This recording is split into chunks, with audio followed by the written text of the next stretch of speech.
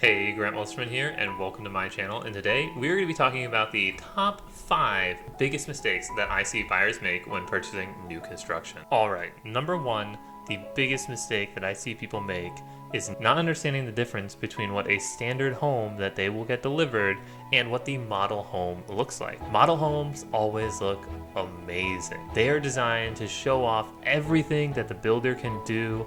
It has all the bells and whistles. It has every upgrade in the book. It has shiplap walls. It has interiors designed by interior designers, furniture that fills out the spaces, decorations, everything. The landscaping is to the nines. Like, these homes are perfect. This home is really designed to show off what the home builder can do, not exactly what a base spec home is going to look like. I have been through transactions where people are disappointed by the homes that they get on delivery day because they were expecting a copy paste of the model home as the home that they were going to purchase. This is a huge bummer on closing day, which is supposed to be the most exciting day of the entire process. Setting expectations for what the builder is going to be delivering to you as a final product is so important. To do this, you need to understand all of the options and schematics that the builder has you initial off on when you're signing a purchase agreement. It is important to walk through the model home, but I almost think it's more important to walk through a home that the builder is about to deliver to a future buyer and understand what that home really looks like. This is going to be a home that you're likely going to purchase, or at least something a little more similar to the home that you're actually going to purchase compared to the model home. Now, some builders build their model homes in a complete basic spec configuration, but this is rare. When this does happen, I get really excited because it helps set the expectation for the buyers and helps them understand what the standard list of options are. One of the builders that pops into my head right away for this is Classica Homes. They definitely pride themselves on having a quality home buying experience, and their homes have such a high level of what their base spec is that they like to show it off by building their model homes, or at least some of them, as base spec homes. I filmed one of these models that is one of their base spec models for Hudson Reserves, and a card for that's going to be up there. Go check that out. The second mistake I see people make is not understanding the length of time that it takes to build a home. This is especially true in the last couple of years. Though there are some new construction homes that are ready for you to buy and close on tomorrow, these are the exceptions. Majority of these new construction homes are 6 to 24 months away from you being ready to move in. According to the U.S. Census Bureau, an average home in the South will take 5.9 months for a track builder, 8.5 months if it's built to suit by a contractor, and 11.4 months if it's built by the owner. And it's important to note that those times don't include times to set up the permits, subdivide the land. So if you're considering purchasing a new construction house, be sure to start that process 6+ months in advance from when you want to move. Number 3 is not cross-shopping lenders with the in-house lender provided by the builder. Most builders will have a preferred lender that they will want you to reach out to and talk with because they will have incentives to use them with that new construction project. For example, right now with Olmsted, a community in North Charlotte by Pulte Homes, if you use their in-house lender, they are offering 4.5% of the purchase price to go towards your closing costs and or to buy down the interest rate at closing if you put 10% or more down on the house. Offers like that are common with an in-house lender, and that results in many people just applying with that in-house lender and not cross-shopping it with other lenders in the area. Though majority of the time these in-house lenders with these incentives make them the best deal to finance a home with, it's not always the case. As this is such a big purchase, it's so important for you to really consider your options, especially with the financing, because that can really change both your monthly payment and the long-term holding costs of that real estate.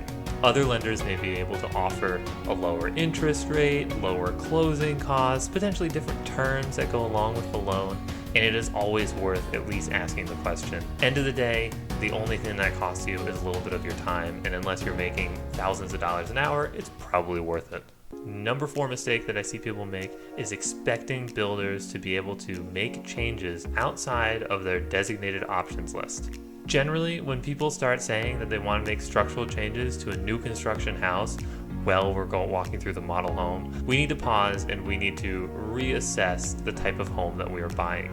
There are generally 3 types of builders that you are likely to be working with: a track builder, a spec builder, or a custom home builder. Now, each of these will offer different levels of customization options. A track builder, like Taylor Morrison, Ryan Homes, Meritage Homes, generally purchase large lots of land, then subdivide the land, then offer a set number of floor plans on those lots. A track builder will generally not be able to do any structural changes whatsoever, and they probably likely won't be able to make any changes outside of stuff they have in their options list. If you're expecting a Taylor Morrison to remove a wall from you and open up a kitchen or remove a column because you don't like it there, think again. These are track builders. They're not going to do that for you.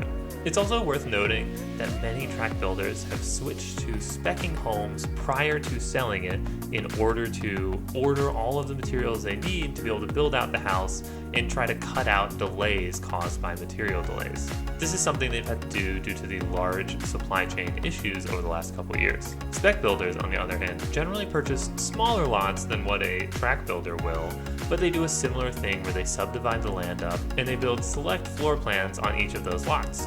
They will generally have a selection of floor plans that you can build with, and then they can work with you on selecting the finishes for the interior of the home. Many of them will have design centers where you can go and pick out the finishes that you want to work with, and they'll at least have a lot more flexibility than a track builder will have. This will come at a higher cost to a track home. Finally, you have a custom home builder. Custom home builders will, in general, do whatever you want as long as you can pay for it. Generally, custom home builders will work with you when you already have a lot that you're planning on building a custom dream home on. You will have control of every aspect of the entire building process. This process will be expensive and will take substantially more time than a track builder or a spec builder. So when you're walking into a model home, try to understand what type of builder you are dealing with, and that will help you understand how much customization you can really do. And finally, number 5, not hiring a buyer's agent to help them through the transaction. Majority of the time, when you walk into a new development or a model home, the person sitting behind the counter that is super helpful and really nice represents the builder. Many times, people just go ahead and buy their dream home through that person. And many times, they get to closing, buy the house, and live happily ever after. But there are also times where builders cut corners, practice poor construction habits, or worst case scenario, the builder has financial troubles and they flop. Now, if you just use that builder's rep sales agent as your only point of contact and your only representation throughout the entire transaction, they're going to be your only contact to talk to when something goes wrong. The problem that then arises is that the sales rep there is there to represent the builder, not you.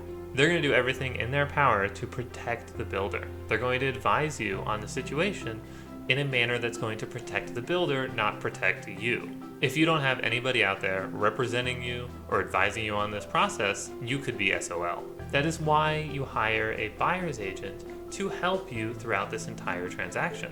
And the best part about hiring a buyer's agent is that it likely won't cost you a dime. They are generally paid for by the builders. Now, some people think that they will get a better deal if they don't hire a buyer's agent, as the builder will then be able to save some money and pass that on to you in savings. This is a common myth. Builders will protect everything they can to make sure that the purchase price on that house is as high as possible. Let's say a builder has 100 homes in a development for sale. They're selling the homes for $550,000, and you come along, you don't have a buyer's agent, they offer you $520,000 on the home because you don't have a buyer's agent. Now, your home closes at $520,000. Everybody down the list is going to wonder why they're purchasing the home at $550,000 when the builder had already sold one for $520,000. The builders will do everything they can to keep their purchase price as high as possible. They are not going to give discounts on the purchase price just because you're not using a buyer's agent. Builders will pocket that extra fee and give their sales rep a bonus as well before they give you a discount on the home. And a builder's rep would prefer for you to have a buyer's agent as well, so they don't have to hold your hand throughout the entire home buying process. They want you to be educated and they want you to be making smart, advised decisions. Having a good buyer's agent is really helpful, as they'll help you select the options that will have the most retained value for when you sell in the future. They can help you set up a good home inspector for the pre-drywall inspection and the final inspection. They'll also be able to help you interpret all of the documents that the builder is having you sign, and they're also just an extra set of professional eyes to help you catch potential errors in the building process. And probably most importantly, they're going to be there if anything major goes wrong with the transaction.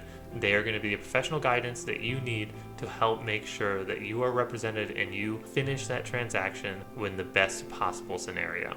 This is really where a good realtor provides the most value. And that's it. Those are my top 5 mistakes that I see home buyers make when purchasing new construction. Now, if you're considering purchasing a new house here in the Charlotte area, whether that's new construction or used, reach out to me. I would love to help you out. My contact info will be right here on the screen. I would love to be a resource for you. Give me a call, shoot me a text, send me an email, whatever is easiest for you. I'd love to hear from you to make sure that you are represented during the transaction by a realtor who knows what they're doing. So I hope you enjoyed this video, and I'll see you in the next one. Thanks. Bye.